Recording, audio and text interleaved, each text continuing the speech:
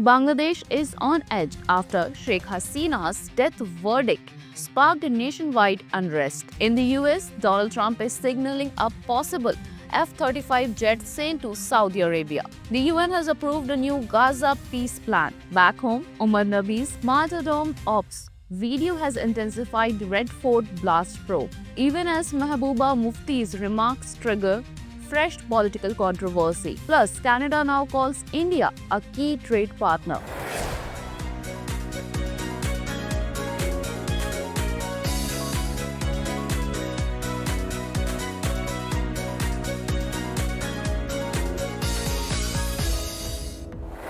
Former Bangladesh Prime Minister Sheikh Hasina has been sentenced to death by the International Crimes Tribunal in the student uprising case, triggering massive political turmoil in the country. The Awami League has termed the verdict politically motivated and called for a two-day nationwide shutdown in protest. Protesters in Dhaka and other cities have blocked national highways and clashed with police, who used batons, tear gas, and sound grenade to disperse the crowds. At least 2 people have died in the violence. The Dhanmondi 32 area, where the home of Sheikh Hasina's father, Sheikh Mujibur Rahman, is located, has become the epicenter of tension, with protesters attempting to damage the property. India has reiterated its commitment to peace, democracy, and stability in the neighboring country. US President Donald Trump hinted that the United States may sell advanced F-35 fighter jets to Saudi Arabia ahead of his scheduled meeting with Crown Prince Mohammed bin Salman at the White House, calling Saudi Arabia a great ally. Trump said the sale is likely, marking a major shift as Israel is currently the only F-35 operator in the Middle East. The move could reshape regional power dynamics, though it has raised concerns in Israel despite ongoing efforts toward normalization. Alongside the potential jet sale, Trump and the Crown Prince are also expected to discuss a civilian nuclear cooperation agreement. Saudi Arabia aims to reduce its dependence on oil and expand into nuclear energy using advanced US technology under the 123 agreement. The United Nations Security Council has approved the US-backed peace plan for Gaza, paving the way for the deployment of an international security force. The move is seen as crucial for strengthening the fragile ceasefire amid the 2-year-long Israel-Hamas conflict. The resolution also supports former President Donald Trump's 20-point plan, which includes the creation of a Board of Peace. This body will oversee Gaza's border security, stability, and demilitarization efforts through 2027. 13 countries voted in favor of the proposal, while Russia and China abstained. The resolution also emphasizes establishing a credible pathway toward Palestinian self-determination and a future independent state. A major development has emerged in the Red Fort car blast case, as investigators have recovered a crucial video recorded by the attacker, Dr. Umar Nabi. In the footage, Umar is seen openly discussing martyrdom operations and suicide bombings, referring to them as religiously debated acts. This video, seized from one of the accused in NIA custody, is now widely circulating on social media and has added a new dimension to the probe. Meanwhile, the NIA has made 2 significant arrests linked to the terror plot. Jasir Bilalwani, a Kashmir resident, was arrested from Srinagar for providing technical support, modifying drones and attempting to make rockets for attacks. Another key conspirator, Amir Rashid Ali, the registered owner of the car used in the blast, was arrested from Delhi. Investigators believe the module was preparing for large attacks, and the newly surfaced video has intensified the crackdown on the entire network. One of the very misunderstood concept is concept of what has been labeled as suicide bombing.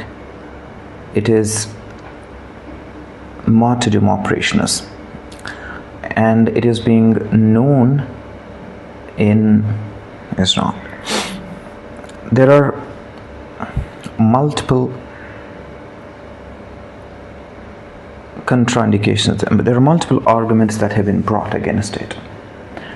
Martyrdom operations. When a person presumes that he is going for sure die at a particular place at a particular time, he goes against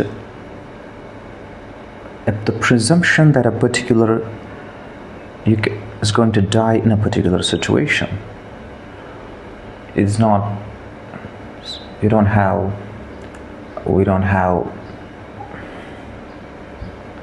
situation.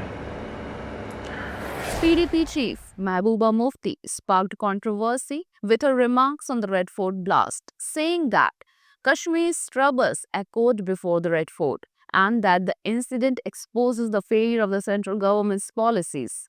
Speaking at her party's executive committee meeting in Srinagar, she alleged that the government had promised to make Kashmir safer, but its policies had instead made Delhi insecure. Mufti said the center had been projecting to the world that the situation in Kashmir was normal, while the blast contradicts these narratives and reflects rising insecurity in the country. She expressed concern that if an educated youth or a doctor is able to strap RDX and blow himself up, it indicates a major collapse in the security system. While supporting legal action against those involved in terrorism, she criticized measures like demolishing homes and harassing families. According to her, mass arrest and repression are creating fear and mistrust among Kashmiris.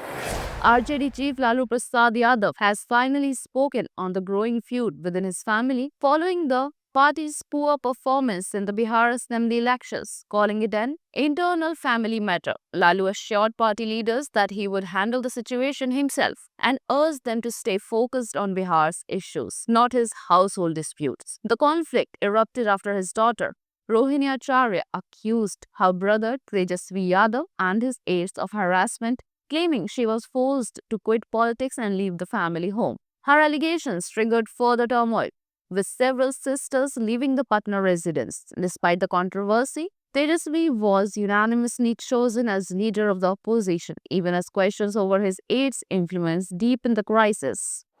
Canada has officially identified India as a key partner in its new Indo-Pacific trade diversification strategy, aiming to reduce its heavy dependence on the United States. During International Trade Minister Manindra Sindhu's recent visit to New Delhi, both nations renewed the ministerial dialogue on trade and investment under the new Roadmap 2025. Sindhu and India's Commerce Minister Piyush Goyal discussed strengthening cooperation in priority sectors, including energy, critical minerals, technology, and innovation. Canada called the three-day visit successful, emphasizing deeper economic ties and long-term collaboration. Trade engagement will further expand as multiple Canadian business delegations prepare to visit India in early 2026. The Canadian Hindu Chamber of Commerce will lead the first mission, highlighting growing momentum and strong opportunities for both economies.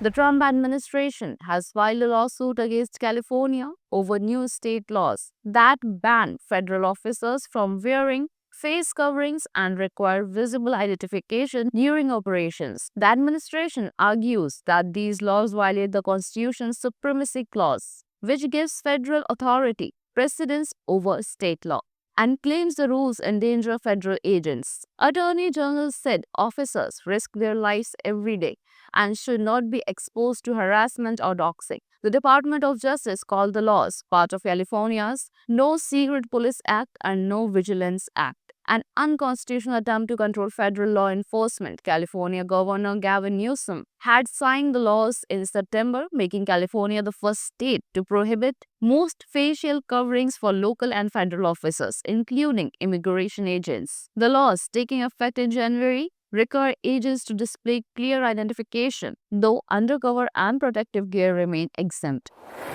India's chances in the WTC 2025-27 cycle have weakened after the Kolkata Test defeat. With 3 losses and 1 draw in 8 matches, India's points percentage has dropped to just 54.17%, far below the typical 65 to 70% needed to reach the final. India now has 10 tests remaining, 1 against South Africa, 2 each against Sri Lanka and New Zealand, and a 5-match home series against Australia. To stay in contention, India will need at least 8 wins.